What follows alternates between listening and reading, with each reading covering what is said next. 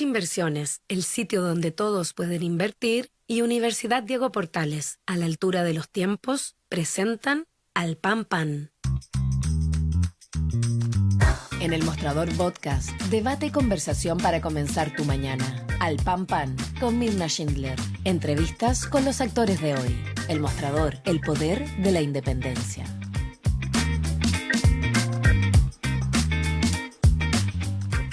¿Qué tal? ¿Cómo están ustedes? Muy buenos días. Iniciamos un nuevo capítulo de Al Pan Pan aquí por el mostrador.cl, donde vamos a seguir analizando la contingencia política.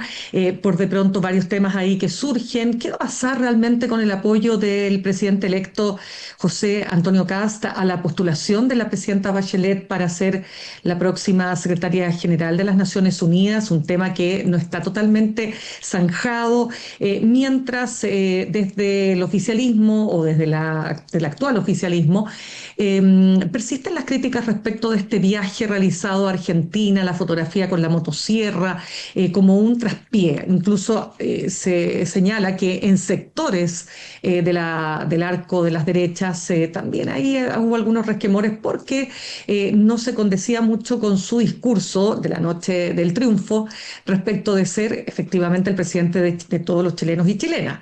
Bueno, vamos a estar analizando esta nueva etapa que se viene y conversaremos en el siguiente bloque con el diputado del Partido Republicano por la región de la Araucanía, Stefan Schubert. Y vamos a estar hablando en instantes también desde el otro lado, de la otra vereda, con la socióloga y doctora en estudios latinoamericanos, presidenta de la Fundación Nodo 21, Pierina Ferretti. Pero antes saludamos a nuestros auspiciadores. La Universidad Diego Portales está acreditada por 6 años en nivel de excelencia y es una de las mejores universidades del país. Conoce más en admisión.udp.cl. Universidad Diego Portales, a la altura de los tiempos. Y te invitamos a suscribirte a nuestro canal de YouTube, @El Mostrador Podcast con B corta. Ahora sí pasamos a saludar a Pierina Ferretti, socióloga, decía, doctora en estudios latinoamericanos y presidenta de la Fundación Nodo 21. Pierina, ¿cómo estás? Gracias por estar con nosotros esta mañana. Hola Mirna, muchas gracias por la invitación, así que contenta de estar acá por primera vez. ¡Ay, por primera Además, vez! primera Realmente vez que vengo al Pan Pan, nos hemos visto mira en otros tú. programas amigos. Es interesante. Bien, Pirina, vamos entonces a partir, porque quiero partir con lo siguiente. En una columna publicada en el Mercurio, la ex ministra del Interior, candidata en las primarias, ¿no? De la centroizquierda, dijo lo siguiente: hemos enfrentado una sucesión de derrotas después de haber tenido el escenario más favorable de la historia para el progresismo con el plebiscito de entrada del primer proceso constitucional. Entender la razón del retroceso de estos años es nuestra primera tarea. ¿Cuál dirías tú o cuáles son las principales razones de esta derrota? A ver, primero decir que me pareció particularmente lúcida la columna de Carolina Toá y sus intervenciones, digamos, de estos días. Creo que está como en el tono y en la disposición que muchos queremos estar, digamos, de una revisión profunda de qué es lo que está pasando con las izquierdas y el progresismo y el campo popular. Y me parece que es lo que es la tarea que nos tenemos que enfocar en estos meses, digamos, si queremos salir jugando de esta derrota. Yo diría que hay Ya. razones bien coyunturales y razones más de fondo y que se arrastran hace varios años, ya décadas.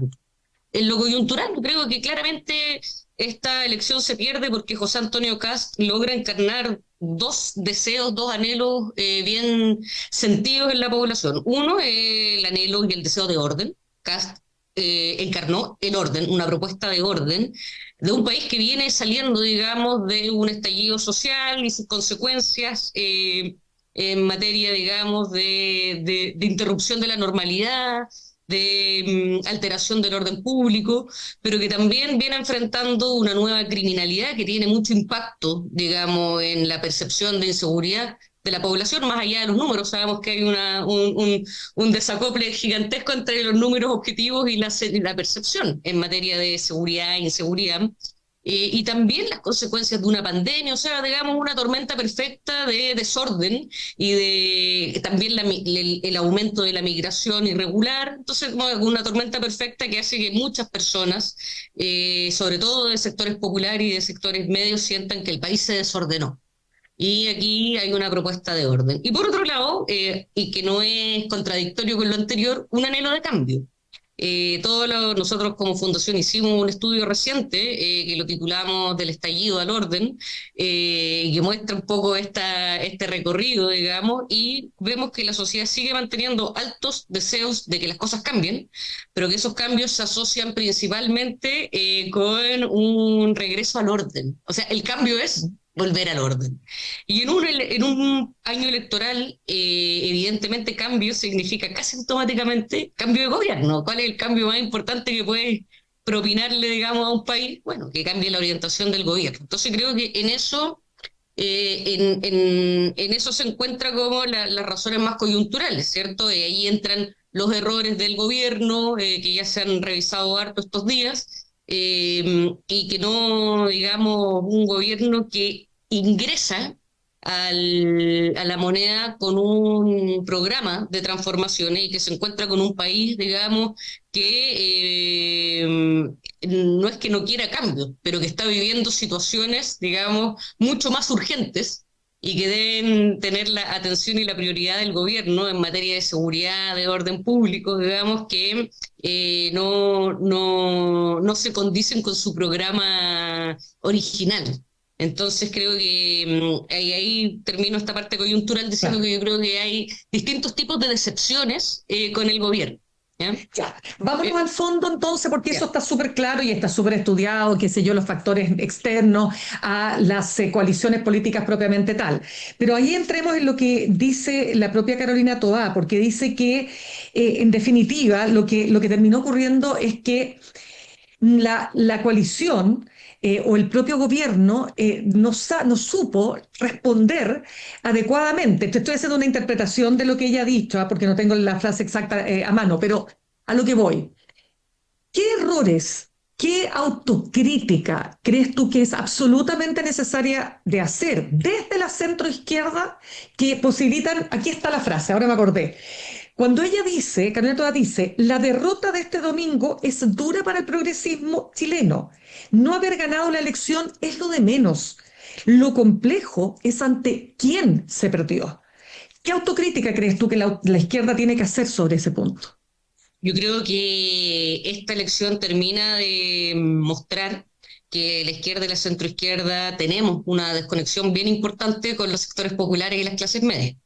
Y me parece que eso es lo más grave, que sectores populares hayan encontrado en José Antonio Kast un tipo que, si vemos su historia, su recorrido político y el domicilio político del que proviene y en el que está, difícilmente podríamos decir que han representado los intereses de las clases populares, digamos. Partamos porque se ha opuesto a toda la agenda social y además, digamos, a todos los avances en materia de derechos y libertades individuales. Entonces, ¿qué es lo que uno se tiene que preguntar? Es qué es lo que hace que los sectores populares encuentren allí una opción mejor que el de izquierda y el de centro izquierda, que se supone que somos aquella sector de la política que precisamente queremos representar esos intereses populares y de la gente de esfuerzo. ¿Y qué es lo que ha pasado ahí? Yo creo mira, yo tengo la impresión de que antes de que pusiéramos el voto obligatorio, la abstención tapaba mucho este fenómeno que se está produciendo. Digamos que una parte muy importante, a veces mayoritaria de la población, a veces votaba menos del 50%, ya estaba completamente alejada de la política institucional y no encontraba en la política institucional, ni en la izquierda ni en la derecha, pero aquí el palo va para nosotros, para la izquierda y la centro izquierda, nada interesante, nada que representara sus intereses y una percepción súper negativa de la política. También nosotros hicimos un estudio el año pasado sobre nuevos votantes de sectores populares y era pero deprimente escuchar, digamos, la valoración de la política institucional, digamos. Gente que está en política solo para enriquecerse, se hacen favores entre amigos, se arreglan los bigotes entre ellos, no hacen nada en el beneficio del bien común. O sea, realmente una cuestión que esa gente, si no lo hubiéramos obligado a ir a votar, no estaría yendo a votar. O sea, a ese es el nivel digamos, de desconexión. Entonces yo creo que la gran pregunta es por cómo la izquierda del siglo XXI, la centroizquierda del siglo XXI, puede realmente defender los intereses del campo popular y de los sectores medios. Y ahí las respuestas no son automáticas. Por ejemplo, yo creo que la izquierda y la centroizquierda, más allá de las cuestiones ideológicas, tiene que servirle a la gente para que viva mejor. Y ahí nosotros tenemos algunas cosas claras y otras no. Tenemos muy claro, por ejemplo, que nuestra tarea es subir los salarios, reducir la jornada laboral, pero después de si tiene un montón de gente que es independiente, esa gente no le sirve ni el salario mínimo, porque es independiente, ni le sirve la reducción de la jornada laboral, porque no son trabajadores formales. Entonces, no tenemos respuesta, y las respuestas clásicas de la izquierda son para trabajadores formales, obreros de fábrica, o sea, y es un sujeto que casi no existe, digamos, que cada vez se va reduciendo más. Entonces, ya, tú pensáis, problemas concretos ahora. ¿Qué respuesta tiene la izquierda para toda la gente que tiene problemas para arrendar una vivienda por los altos precios de la vivienda o para comprarse una casa propia? ¿Tenemos instrumentos para ponerle límite a la voracidad del mercado inmobiliario? ¿Vamos a considerar que una izquierda tiene que ponerle límites al mercado para defender los intereses de las familias o nos vamos a tratar entre nosotros de populistas por querer hacer eso? Ya. Tenemos fuerza además para hacerlo, porque una cosa es querer hacerlo y la otra es tener la fuerza para hacerlo. Tenemos fuerza para plantarnos de frente delante, por ejemplo, de las grandes inmobiliarias y decir, señores, señoras, acá vamos a poner límites, porque el suelo y la vivienda son, digamos, bienes públicos. Y usted no puede venir y subir y subir y subir los precios. ¿Tenemos esa fuerza? Yo creo que esas son las preguntas que nos tenemos que hacer. Primero, ¿estamos dispuestos a enfrentar al mercado en sus distintas versiones? Y ¿tenemos la fuerza para hacerlo? ¿Tenemos la decisión, la determinación para hacerlo? Creo que por ahí tienen que ir nuestras reflexiones para que la gente se sienta defendida por nosotros, digamos, Correcto. y no ignorada por nosotros. Exacto, Pietina, pero vamos a muchos de los temas que han surgido, no ahora, a lo largo de estos 4 años de gobierno, ¿no? El tema de, por supuesto, haber apostado todo a un proceso constitucional que se desvió del sentido común de la gente. O sea, se fue para un lado que era, algunos dirán, extremadamente progresista, otros dicen el mamarracho, pero en definitiva el fracaso queda demostrado con este 60 y tanto por ciento. Entonces, se va perdiendo la conexión y nunca se recupera. O sea, el Boric la pierde al primer mes de su gobierno. ¿Qué errores ahí se cometieron? O sea, te lo pregunto, ustedes han hecho un análisis en Nodo 21. ¿Qué pasó? A ver, yo creo que unos son los errores del gobierno, digamos, y que creo que ya esto está súper analizado, digamos, el impacto que tuvo la visita de Izquiasiche a Temucuicú y todo eso, digamos, fueron errores, digamos, que costaron caro, lo de Monsalve. Entonces creo que esas listas ya andan circulando y no quisiera redundar en ello, sí más en el proceso constituyente, ¿ya? Yo creo que efectivamente, como tú dices, el proceso constituyente se alejó del sentir popular.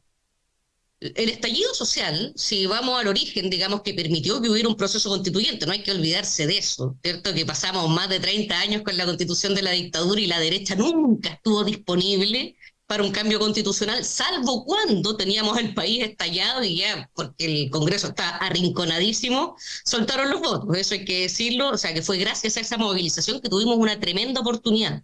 Y coincido con Carolina Toá de que fue el mejor escenario que el progresismo había tenido en todos estos años de democracia, ¿cierto? Con un tremendo respaldo, con ese 80% de entrada, con una convención que era una convención de izquierda, de centro izquierda, y esa convención se aleja de las demandas más sencillas, más de sentido común, mejorar el salario, mejorar las pensiones, digamos, tener todo lo que se englobaba en la palabra dignidad.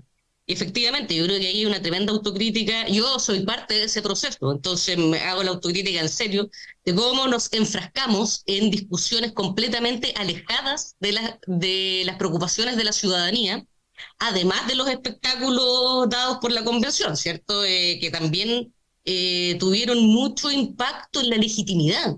Esas cuestiones que uno puede decir, pero bueno, que no es tan grave. No, es grave en el sentido de que le va restando legitimidad a un órgano que cifró muchas esperanzas y en un contexto de tanta desconfianza hacia la política institucional que cualquier señal dada es tomada, digamos, con mucha rabia, con mucha indignación por la población, ¿cierto? Gente votando desde la ducha, bueno, ¿para qué recordar todo eso? Exacto. Entonces me parece que cuando se pierde esa propuesta constitucional, más allá de sus contenidos, lo que se pierde era la posibilidad de que la tremenda crisis en la que estaba Chile fuera resuelta por una propuesta y por un bloque muy heterogéneo, pero sumando y restando un bloque de centro izquierda y de izquierda, un bloque popular, un bloque que buscaba representar los intereses populares.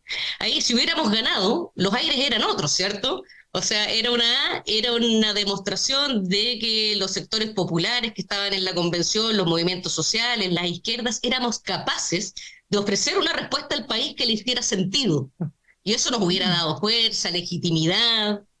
Y como eso no fue así, evidentemente retrocedimos un montón nuestro sector político en materia de legitimidad hacia la sociedad. Yo creo que ahí hay que hacer una autocrítica súper profunda, digamos. Y esto, si tú lo miras históricamente, cada vez que un proceso de conmoción social no se resuelve estabilizando un proceso de cambios, vienen procesos reaccionarios. Eso es así. Después de conmociones importantes, no es raro que si la izquierda y los sectores populares no logran conducir al país razonablemente hacia un destino común, venga una reacción conservadora que prometa devolver el orden y volver a poner las cosas en su lugar, que es lo que está pasando ahora. Así que yo creo que ahí en esa derrota se cifra harto de la situación en la que estamos y de la enorme distancia de la izquierda con los sectores populares realmente existentes. Exacto. Ahora, de Realmente nuevo, existentes. sí, Irina, entonces ya como tú bien dices, esto ya se ha discutido, pero lo que no se ha discutido, o sea, se ha discutido, pero donde yo diría que no hay una suficiente autocrítica, sobre todo el Frente Amplio, es decir, que cuando se habla de esta refundación, esta idea de refundar el país, ¿no es cierto?, de cambiarlo de manera radical, pero sobre todo, ¿no?, de acercarse a temas, insisto, muy importantes. Otros la llaman la agenda woke, pero muy importante desde el punto de vista de los derechos de las mujeres, de las minorías sexuales, por supuesto el cambio climático, en fin, todo aquello que es tan relevante, ¿no? En estas horas, o sea, en este mundo en el que vivimos, pero que de nuevo no conecta con esa mayoría que ve todos los días situaciones de violencia que no había visto antes desde el punto de vista de la criminalidad. Entonces, ahí ha faltado, dirías tú, una mayor autocrítica acerca de esa manera en que el gobierno debutó. Sí, a ver, yo de nuevo, como que separo ahí convención de gobierno, ya creo Hablemos del gobierno ahora. ya. Mira, me parece que ahí hay harto más de, a ver, como de enmarques o encuadres más impuestos, digamos, por algunos analistas, que de realidad. Si tú piensas, las principales reformas del gobierno no tienen nada de woke. Cuando tú, no sé, por la ley de pago efectivo de pensiones, no es algo para las mujeres. Hay hijos e hijas, hombres y mujeres, digamos, afectados por padres que no pagan la pensión. Cuando piensas en las 40 horas, es una política para las y los trabajadores, independientemente de que sean hombres y mujeres. El alza del salario mínimo es para hombres y mujeres, digamos. Entonces creo que ahí la reforma de pensiones, digamos, va, digamos, a beneficiar a hombres y mujeres jubilados. Yo creo que en la práctica, en lo concreto, y si piensas en la agenda de seguridad, Ministerio de Seguridad, fortalecimiento de las policías, ley de robo de madera, bueno, un montón de cuestiones que fueron la agenda de este gobierno, no tuvieron nada de woke, la verdad. Ya. Entonces yo ahí discrepo con esa lectura, creo que la autocrítica tiene que venir más por otro lado. Creo que en la izquierda no hemos tenido una lectura profunda de el sentido de unidad nacional y identidad nacional que se ha visto alterado por la migración. Creo que no hemos dado y no hemos tenido una respuesta clara hacia la migración, no hemos comprendido la profundidad del impacto que tiene en la vida cotidiana de las personas y en el sentimiento de que Chile está cambiando, de que Chile ya no es lo mismo, de que llega gente y no respeta mis costumbres. Yo creo que ahí, para mí, digamos, tiene que venir una autocrítica súper fuerte de no tener sensibilidad a la necesidad y a la demanda de identidad nacional y de como respeto y reconocimiento de los valores, digamos, nacionales que tiene la población, sobre todo los sectores populares. Yo creo que ahí tenemos un bache enorme, digamos, porque precisamente yo creo que las élites de izquierda tenemos una cultura un poco más cosmopolita y internacionalista, ¿cierto? Donde el tema de la unidad de la identidad nacional no pesa tanto en nuestra Claro. subjetividad y en nuestras reflexiones políticas, pero fue determinante en el rechazo. O sea, la cuestión de la plurinacionalidad, la cuestión de los distintos sistemas de justicia fueron determinantes en el rechazo. Digamos, quieren dividir Chile.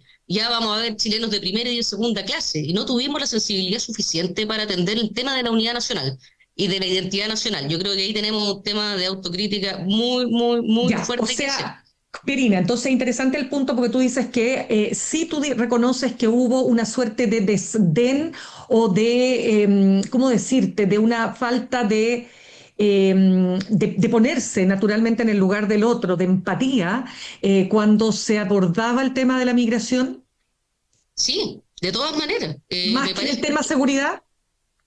Lo que pasa, sí, yo creo que un poco en ambos. Y esto se da por dos cuestiones, digamos. Una, por una cuestión de clase, en el sentido de que las élites, tanto de izquierda como de derecha, de cualquier sector político, son élites al fin y al cabo. Y viven en determinados barrios bastante protegidos y con mucho menos problemas de criminalidad, y por supuesto que solo se encuentran con migrantes en el servicio doméstico, digamos, no los tienen de compañeros de colegio, ni van a los CEFAM. Entonces hay, digamos, una cuestión compartida por la posición elitaria de una buena parte de la dirigencia política, transversalmente, ¿ya? Pero también hay otra cosa que tiene que ver con valores. O sea, nos ha costado mucho plantear una postura ante la migración que no caiga en la deshumanización que la derecha hace. Nosotros no podemos tener ante la migración una posición, digamos, que deshumanice a los migrantes y que no comprenda el problema tremendo humanitario que hay detrás de la migración, si la gente no migra porque quiere, digamos. Entonces creo que nos ha costado encontrar una posición que, por una parte, reconozca el problema que se produce, sea empática con quienes viven directamente las consecuencias de la migración irregular y de la migración, digamos, no solo irregular, sino de No un soy flujo irregular, migratorio mayor totalmente. del que estábamos acostumbrados. Entonces cuesta a Exacto. la izquierda encontrar una posición que respete los derechos humanos, pero que al mismo tiempo dé respuesta a la población nacional. Creo que había una dificultad allí. Lo mismo con la seguridad. Yo no creo que la izquierda desdeñe los temas de seguridad, pero sí tenemos una posición tan estructural y de largo plazo que la gente no quiere esperar 40 años que terminemos con la pobreza, la desigualdad, para que nadie quiera ser delincuente porque no tenga incentivos para ser delincuente. O sea, si tienes un barrio tomado por el narco, esos discursos, digamos, de regeneración social por la vía de la educación y de la reinserción, te importan realmente un pepino. Necesitas soluciones rápidas. Entonces creo que ahí evidentemente eso nos pasa la cuenta, una cuenta cara, digamos, que estamos pagando. Ahora, yo sí reconozco, y también hay que ser justos, que el gobierno ha hecho una tremenda inversión en materias de seguridad, y el próximo gobierno va a contar con una institucionalidad nueva, con una policía mucho más fortalecida, y eso también es obra de este gobierno. Y lo otro que es muy lamentable reconocer, o sea, duro reconocerlo, pero es ¿Ya? así. Las ¿Qué cosas no cosa? cambian de la noche a la mañana. Hasta Kast lo tuvo que decir ahora, porque ahora va a ser presidente y sabe la que se le viene. Y evidentemente los números en Chile han mejorado en materia de homicidios, en materia de atentados en la zona de la Araucanía, pero es claro que las cuestiones no van a cambiar de un día para otro. Así como no llegó el crimen organizado de un día para otro, y esto venía cocinándose de largo tiempo, y la política no fue capaz de ponerle ojo y urgencia cuando se podía detener más a tiempo, tampoco vamos a terminar con estos problemas de un día para otro. Con ese discurso no ganas elecciones, por supuesto, diciendo compatriotas, esto no se acaba de un día para otro.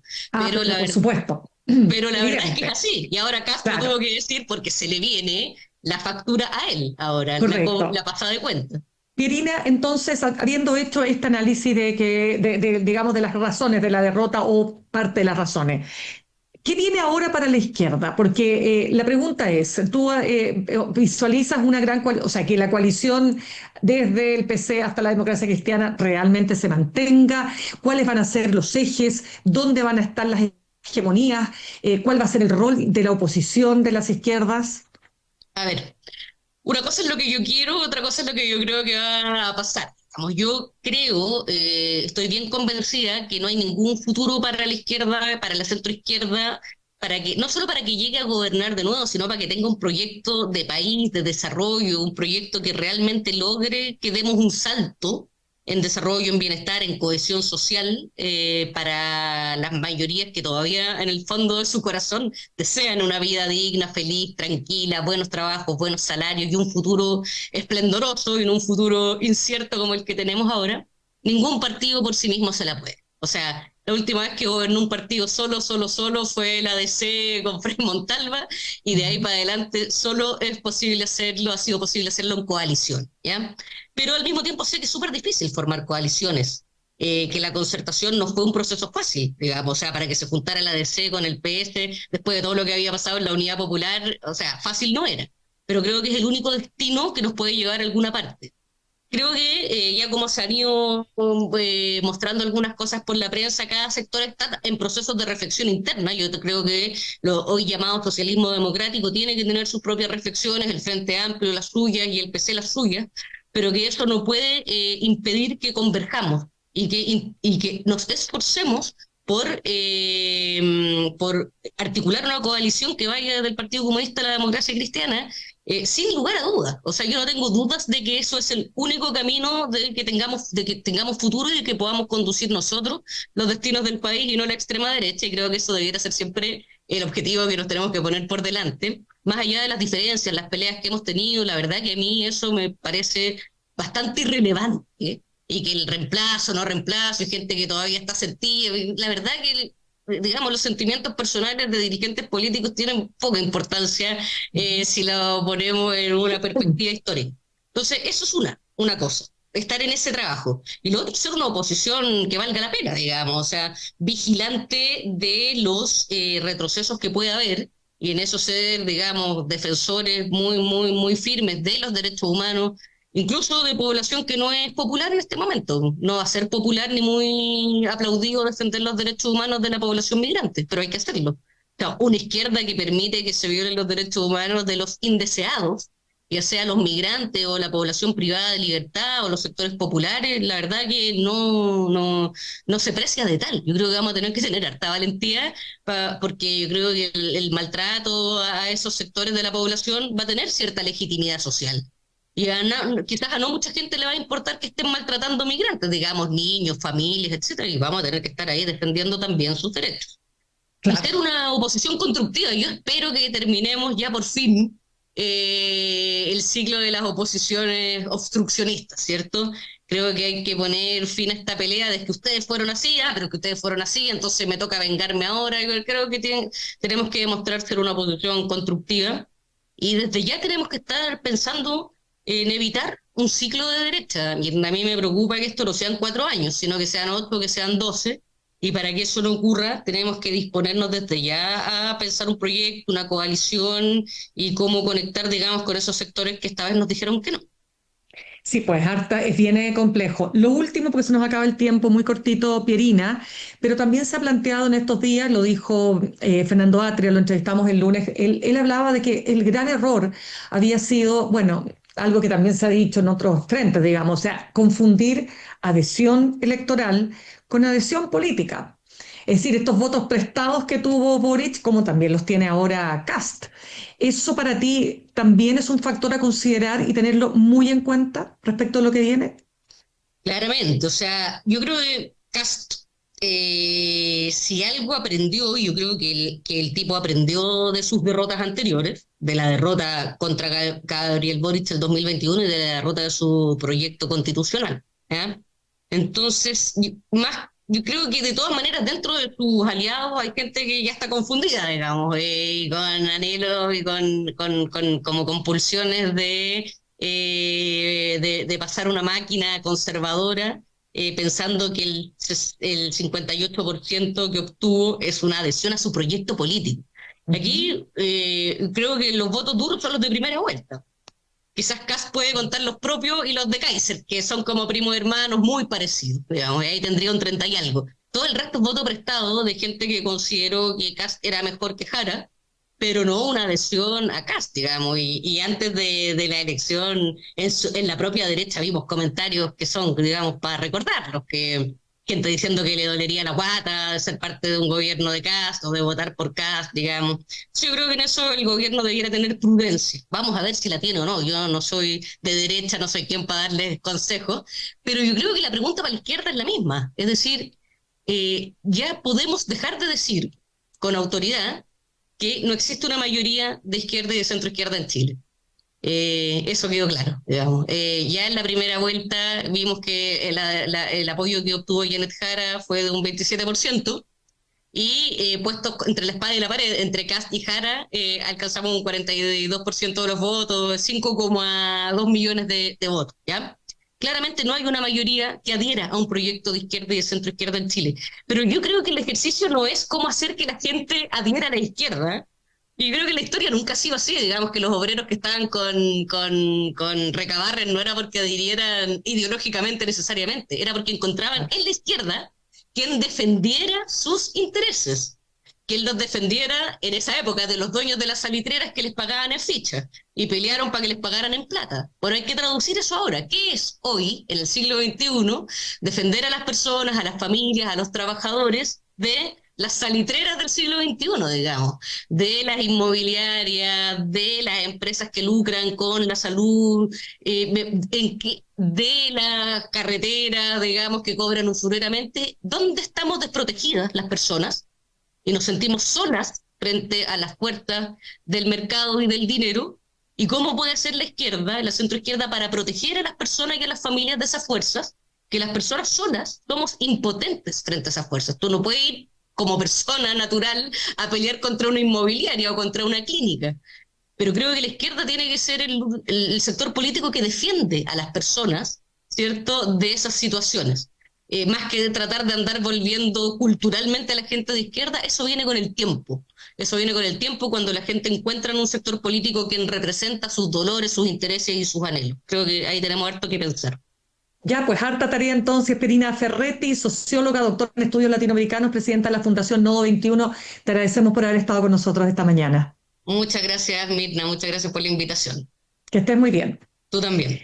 Saludamos a nuestros auspiciadores. La Universidad Diego Portales te ofrece una experiencia enriquecedora tanto en lo intelectual como en lo cultural. Conoce líderes del ámbito político, de las ideas y de la innovación. Universidad Diego Portales, a la altura de los tiempos, acreditada por 6 años con nivel de excelencia. Y ahorrar cotidianamente se puede, y de forma organizada, rápida y online con Ahorrando, la nueva funcionalidad de tu app Coopeuch, en donde puedes programar ahorros de manera fácil y entretenida, eligiendo tus propias reglas y metas. Haz que el ahorro sea parte de tu vida con Ahorrando de Coopeuch. Más información en coopeuch.cl. Y no te olvides de suscribirte a nuestro canal de YouTube, @El Mostrador Podcast con B corta. Vamos a ir al corte y al regreso vamos a conocer ahora desde la otra vereda, de la vereda ganadora. Vamos a estar hablando con el diputado del Partido Republicano por la región de la Araucanía, Stefan Schubert. Ya volvemos. En instantes, una nueva entrevista en Al Pan Pan con Mirna Schindler por El Mostrador Podcast, el poder de la transparencia.